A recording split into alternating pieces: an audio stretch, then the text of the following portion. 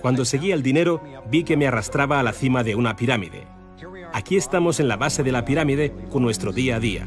Por encima de nosotros está el gobierno, personas a las que se les ha otorgado un monopolio de poder y lo usan para imponernos impuestos y controlarnos, estemos de acuerdo o no.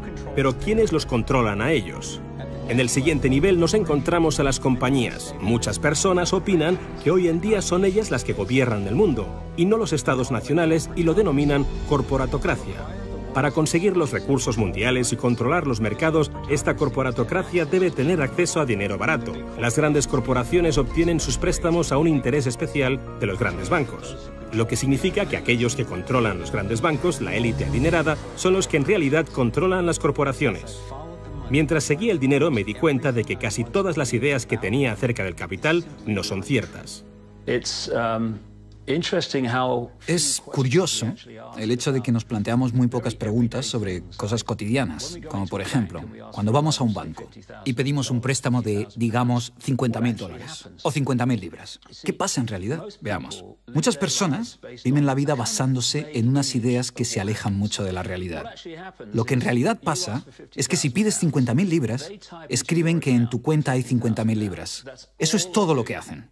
No acuñan monedas ni imprimen billetes. No recurren a ningún metal precioso. Simplemente escriben en una pantalla de ordenador que tu cuenta tiene 50.000 libras.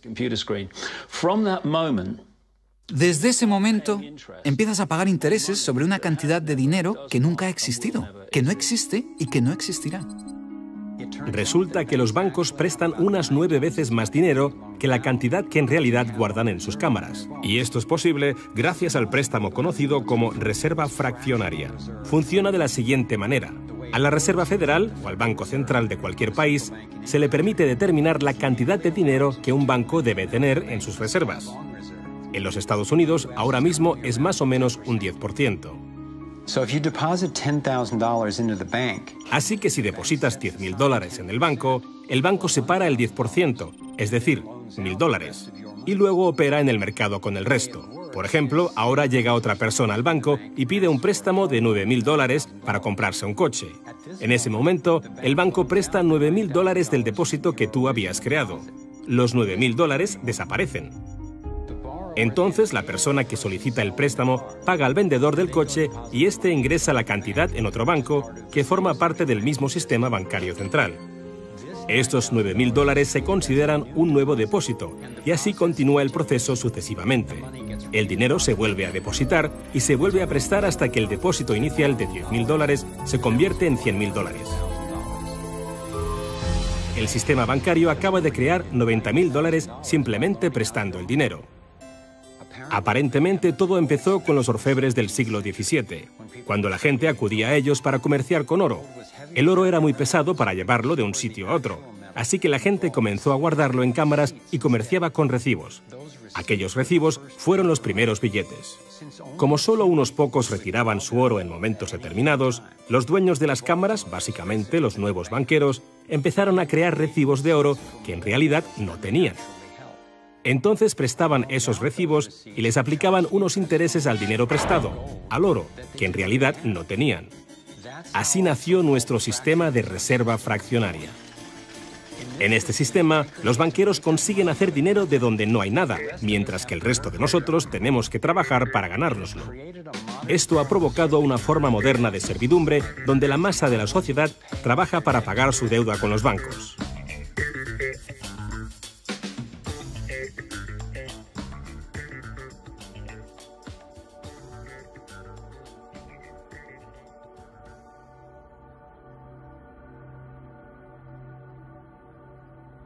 Bajo este esquema de reserva fraccionaria, inevitablemente nos hemos convertido en esclavos de la deuda de una élite financiera que nos gobierna. No porque sean mejores o más inteligentes que nosotros, sino porque han manipulado el sistema para beneficiarse de una gran parte de la gente de este planeta. Catherine Austin Fitts es experta en este tema. Fue ayudante del Departamento de Vivienda y Desarrollo Urbano de Estados Unidos bajo el mandato del presidente George Bush Sr. y luego asesora de la administración de Clinton. Imaginemos el juego del Monopoly. Ahora quieres comprar el Paseo del Prado. Lo que puedo hacer continuamente es imprimir dinero, darme más y más dinero, disminuir el valor de tu moneda al imprimir cada vez más. Da igual lo duro que estés trabajando o el éxito que tengas. Al final, siempre te puedo comprar y no me cuesta nada. Pero ¿cómo se explica que si vosotros o yo mismo fabricamos billetes, se nos acuse de falsificación? Pero si lo hacen los bancos, entonces sea un incremento de la masa monetaria. ¿Cómo han conseguido los bancos este poder? Esto es Jekyll Island, donde en 1910, representantes de los Rockefeller, los Rothschild, los Morgan y otros banqueros privados se reunieron en secreto para preparar la legislación que crearía la Reserva Federal. Ed Griffin se encargó literalmente de escribir un libro sobre lo que pasó en Jekyll Island. Los bancos centrales son como carteles bancarios, quienes se han asociado con los respectivos gobiernos de los países donde operan y se les ha otorgado un poder monopolístico sobre la creación del suministro monetario del país.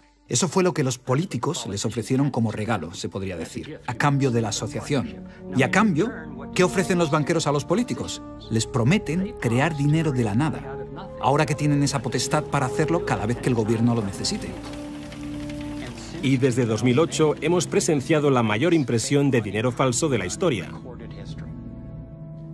La prestidigitación financiera disfraza los costes, esconde a quien debemos culpar y nos deja como esclavos de la deuda trabajando para pagar las facturas. Me ha chocado el hecho de que en el mismo año en que se creó la Reserva Federal, en 1913, se creara también el Servicio de Impuestos Internos, y desde entonces se estableció el impuesto sobre la renta.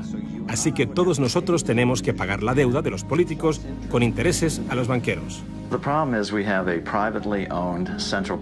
problema es que tenemos un sistema bancario privado y centralizado en los Estados Unidos, disfrazado de sistema público.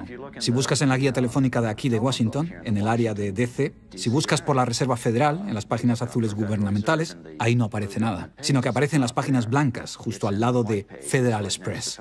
Es un banco central y privado. ¿Cuál es la relación adecuada, cuál debería ser la relación adecuada entre el presidente de la Reserva Federal y el presidente de los Estados Unidos? Bueno, primero debemos dejar claro que la Reserva Federal es una agencia independiente. Y eso significa, básicamente, que no existe ninguna otra agencia del gobierno que pueda anular las acciones que emprendemos.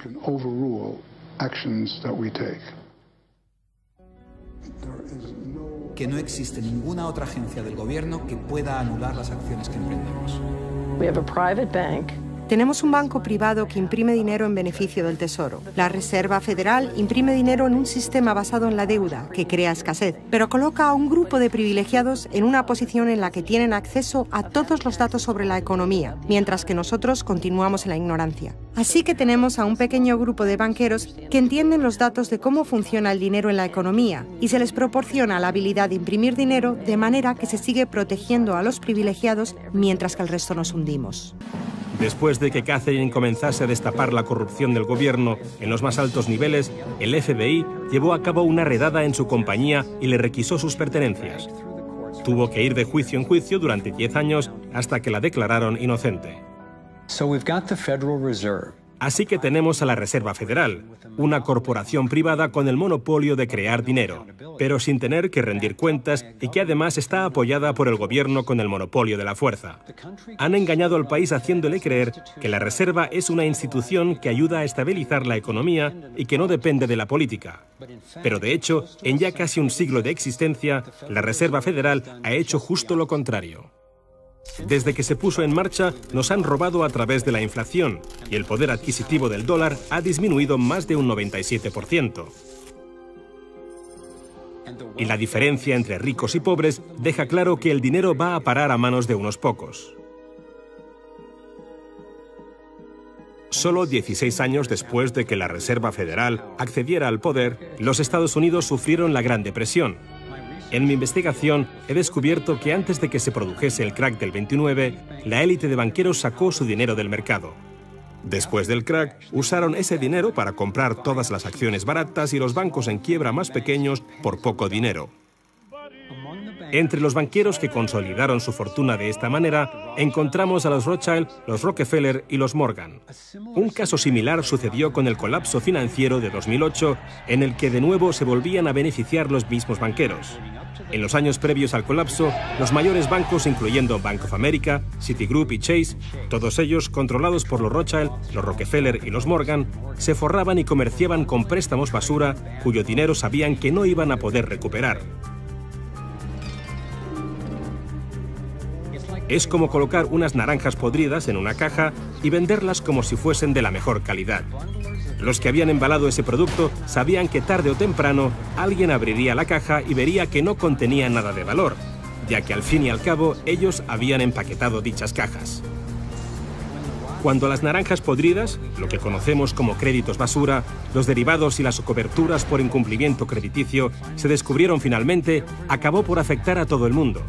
La gente empezó a perder sus casas, trabajos, negocios y fondos de jubilación.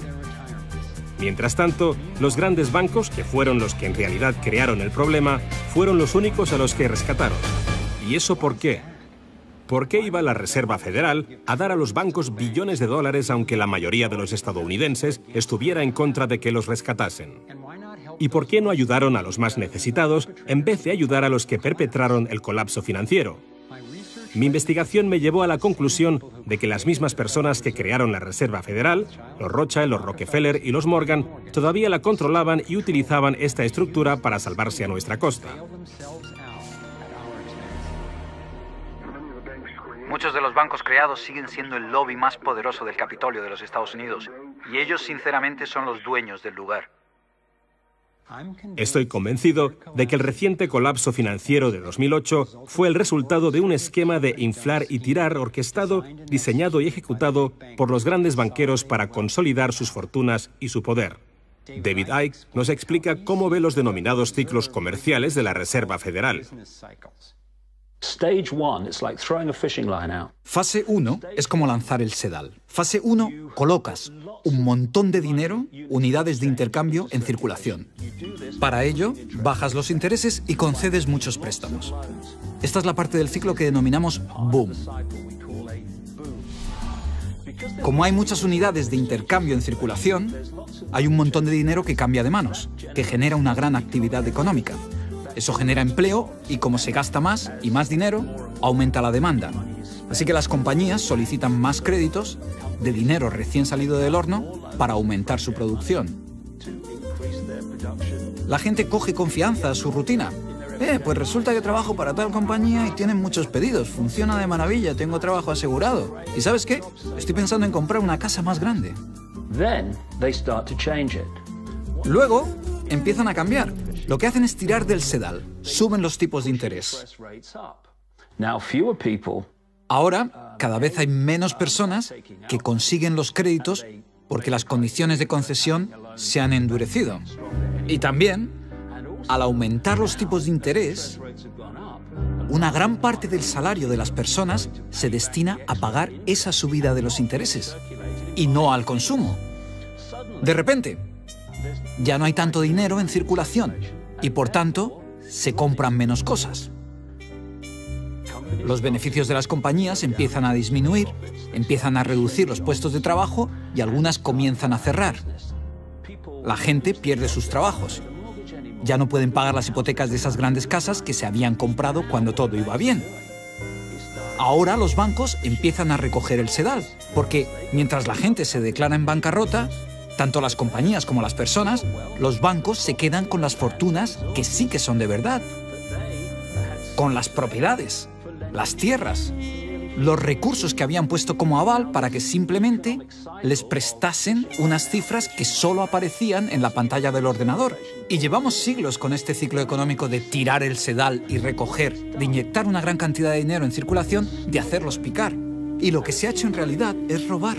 Y se ha propiciado que se acumule la verdadera riqueza del mundo en manos de unos pocos.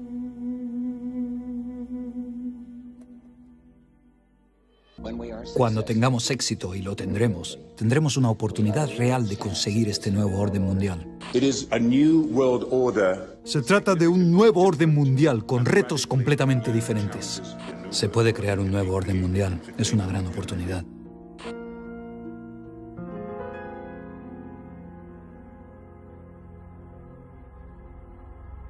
Teniendo en cuenta la situación de nuestro mundo ahora mismo, un nuevo orden mundial puede parecernos una gran idea.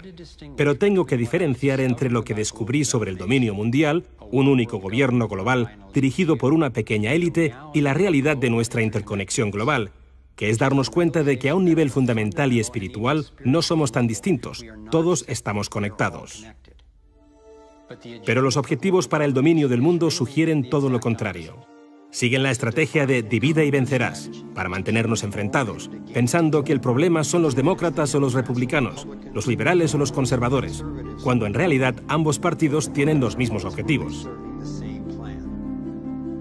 Creo que nos dirigimos a un mundo totalitario, en realidad a una dictadura militar dirigido por una pequeña élite que tiene todo el poder y dicta las leyes. Si tuviesen éxito, no habría lugar al que huir o dónde esconderse. Pensadlo detenidamente.